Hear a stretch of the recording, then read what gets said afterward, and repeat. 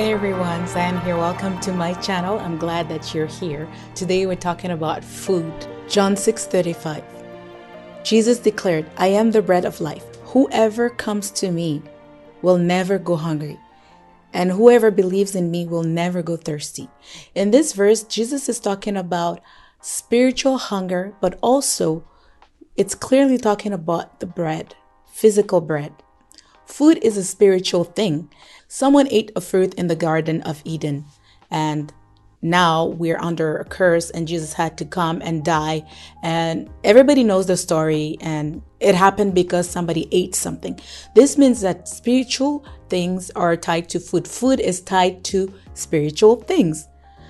Like if you think about it in the Bible, we have a few examples where food was very important. Remember when Jesus was tempted by the devil with food. Remember, there is a relationship with food. We can remember Daniel with food. They were offered a lot of food, but they didn't eat. They were young people and they didn't eat. They fasted, and Jesus gave them superiority and health compared to other kids that were eating good food from the kingdom that were served to them. So food has a very important space in the kingdom of God. If we think about it, we have other examples. Jacob and Esau, they fought around food. And when it was time for their father to bless them again, somebody had to cook food, good food for their father to eat. And that's when the blessing came. So a lot of spiritual things revolve around food. And this is why Jesus mentioned that he's the bread of life, because he knew that humans are tied to food. Every day when you wake up, you never forget to eat. You eat Monday, Tuesday, Friday, Thursday, every day of the week.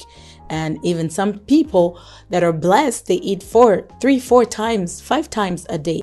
So we never forget to eat because food has a real important place in our lives. But somehow we forget to spend time with God. We forget to speak to God. We forget to talk to him. It is very important to know and understand the place that food occupies in the kingdom and how to deal with it. Because most of us now, we're making food our God. And I'm talking about idolatry. Some people are addicted to sugar, to coffee, to pepper, to many things, or to simply food.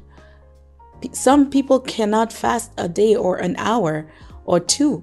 I mentioned when Jesus was tested in Matthew 4:1-11, and in Genesis 25, 19-34, we see the story of Esau and Jacob.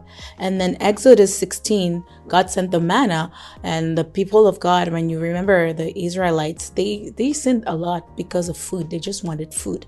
Show God that you love God enough to make him first in everything. And I'm just talking about food, but it could be anything else really that we do in our lives today.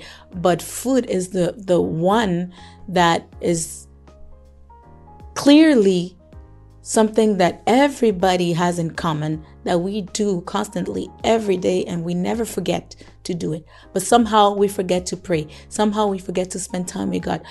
Somehow we forget to put God first. So I just want to remind somebody today, put God first in everything you do, even before food. That's all I wanted to share. I hope this blessed somebody and gives you a reminder to dominate over sugar, chocolate, and everything else that might now seem innocent, but is taking God's place. I'll see you next time. Until then, take care. God bless.